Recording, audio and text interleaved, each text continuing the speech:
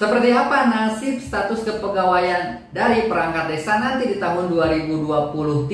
Karena kita ketahui ya, untuk honorer instansi pemerintah akan dihapus. Oke sobat, simak videonya sampai habis, jangan di skip. Terhormat para anggota Dewan, hadirin yang kami muliakan, marilah kita memasuki acara keempat rapat paripurna Dewan hari ini, yaitu persetujuan perpanjangan waktu pembahasan terhadap 1. Rancangan Undang-Undang tentang Perubahan atas Undang-Undang Nomor 5 Tahun 2014 tentang Aparatur Sipil Negara, dan 2. Rancangan Undang-Undang tentang Landas Kontinen dilanjutkan dengan pengambilan keputusan. Berdasarkan laporan pimpinan Komisi 2 dan pimpinan Pansus kepada rapat konsultasi pengganti rapat BAMUS pada tanggal 9 November 2022 dan 16 November 2022 meminta perpanjangan waktu pembahasan terhadap Rancangan Undang-Undang tentang Perubahan atas Undang-Undang Nomor 5 Tahun 2014 tentang Aparatur Sipil Negara dan Rancangan Undang-Undang tentang Landas Kontinen sampai dengan masa persidangan ketiga yang akan datang. Sehubungan dengan itu, dalam rapat paripurna hari ini, apakah kita dapat menyetujui perpanjangan waktu pembahasan terhadap kedua rancangan undang-undang tersebut sampai dengan masa persidangan ketiga yang akan datang? Setuju. Assalamualaikum warahmatullahi wabarakatuh. Selamat siang sobat semua, salam sejahtera. Oke, meski cuacanya mendung, mudah-mudahan selalu semangat ya menjalani aktivitas. Oke, rancangan perubahan untuk Undang-Undang ASN Nomor 5 Tahun 2014 itu sudah dimuat ya, sudah beredar luas ya, baik di media sosial ataupun di media cetak. Oke, seperti apa nasib perangkat desa nantinya, apakah menjadi PNS atau P3K, dan apakah dimasukkan di RUU perubahan Undang-Undang ASN ini? Oke, di draft rancangan perubahan ini kita akan lihat ya di pasal 131A. Nah, poin satunya, tenaga honorer, pegawai tidak tetap, pegawai tetap non-PNS, pegawai pemerintah non-pegawai negeri, dan tenaga kontrak yang bekerja terus-menerus dan diangkat berdasarkan surat keputusan yang dikeluarkan sampai dengan tanggal 15 Januari 2014 wajib diangkat menjadi PNS secara langsung dengan memperhatikan batasan usia pensiunan sebagaimana dimaksud dalam pasal 90. Oke, kalau kita lihat di sini ini wajib ya. Jadi wajib langsung diangkat PNS secara langsung ya. Tetapi memperhatikan batasan usia pensiun sebagaimana dimaksud pada pasal 90 ya. Bisa dilihat di undang-undang sebelumnya. Oke sobat, kita lihat poin keduanya. Pengangkatan PNS sebagaimana dimaksud pada ayat 1 hanya didasarkan pada seleksi administrasi berupa verifikasi dan validasi data surat keputusan pengangkatan. Nah, jadi tidak ada, kalau kita lihat tidak ada tes ya, tetapi pada seleksi administrasi berupa verifikasi dan validasi data surat keputusan pengangkatan. Nah, seperti itu ya. Jadi nanti diseleksi administrasinya apakah benar atau tidak.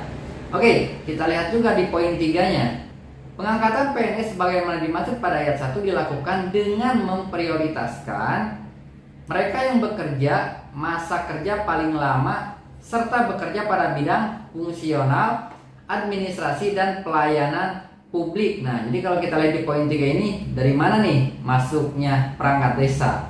Oke sahabat, kita lihat poin 4-nya. Pengangkatan PNS sebagaimana dimaksud pada ayat 1 dilakukan dengan mempertimbangkan masa kerja, setahun, 2 tahun, 3 tahun, seterusnya, gajinya berapa, ijazah pendidikan terakhir, dan tunjangan yang diperoleh sebelumnya. Nah, jadi pengangkatan PNS ini dilakukan dengan mempertimbangkan 4 aspek ini ya. Nah, masa kerja, gaji, ijazah terakhir, dan tunjangan. Oke sobat, seperti itu. Lanjut ya, dari sektor mana saja nih yang bisa diangkat menjadi P3K atau PNS? Kita lihat ya selanjutnya. Nah, yang pertama itu ada sektor pendidikan. Ini bisa sobat baca ya. Ada dosen, guru TK, guru kelas, guru penjaskes, dan yang lainnya. Di sini bisa sobat baca semua ya.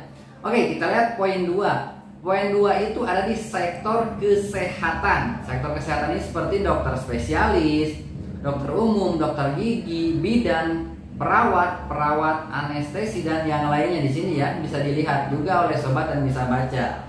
Oke, kita lihat poin ketiga. Poin ketiga ini ada di sektor administrasi dan teknis lainnya. Oke, Yang pertama itu ada penyusun program evaluasi dan laporan. Nah, di sini sangat banyak sekali ya, bisa sobat baca juga. Nah, jadi apakah sobat masuk kategori di mana nih di sini? Oke, ini baca bisa sobat baca ya. Di sini banyak sekali. Nah, dan yang terakhir itu ada sektor penyuluh. Oke, sektor penyuluh ini ada yang pertama itu penyuluh pertanian, tenaga harian lepas, tenaga bantu, dan yang lainnya ini bisa sobat baca ya di draft usulan, bukan draft ya, rancangan usulan perubahan undang-undang tentang ASN.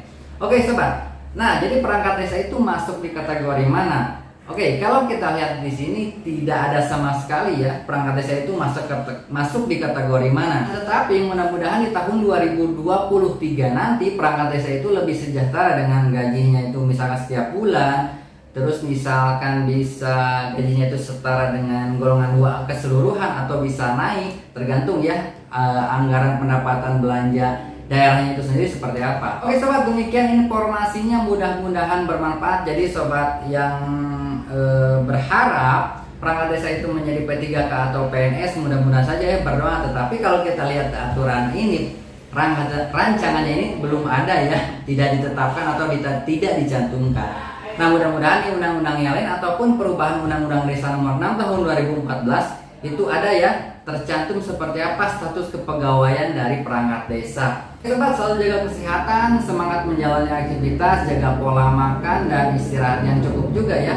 Wassalamualaikum warahmatullahi wabarakatuh.